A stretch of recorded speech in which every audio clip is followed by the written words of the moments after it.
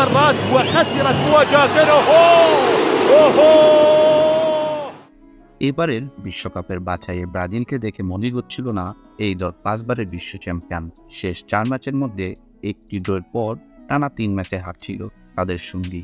জিততে যেন ভুলে গিয়েছিল এই দলটি। অবশেষে দক্ষিণ আমেরিকার বাছাইয়ে ইকুয়েডরকে 1-0 গোলে হারিয়ে জয়ের দ্বারায় ফিরেছে 5 বারের বিশ্ব চ্যাম্পিয়ন ব্রাজিল।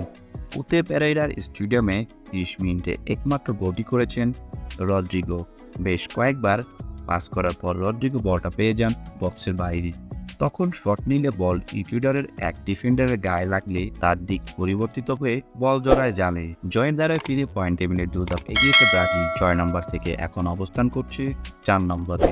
7 ম্যাচে তাদের অর্জন 10 পয়েন্ট। ডরিবাল জুনিয়রের অধীনে নিজেদের এখনও সেভাবে মেলে ধরতে পারেনি ব্রাজিল। কোপা আমেরিকাতে হয়েছে ব্যর্থ। ছন্নছাড়া নৈপুণ্যের কোয়ার্টার ফাইনালে বিদায় নিতে হয়েছিল তাদের। আরও জয়ের আশায় থাকা সেলেসাওরা 11 সেপ্টেম্বর পরের ম্যাচে মুখোমুখি হবে প্যারাগুয়ের বিপক্ষে। ভিডিওটি দেখার জন্য অসংখ্য ধন্যবাদ। ভিডিও সম্পর্কে যে কোনো মতামত জানাতে পারেন আমাদের কমেন্ট বক্সে। এছাড়াও নিত্য নতুন এরকম ভিডিও পেতে ভালো লাগলে অবশ্যই ভিডিওটিতে লাইক দিয়ে যাবেন। ধন্যবাদ।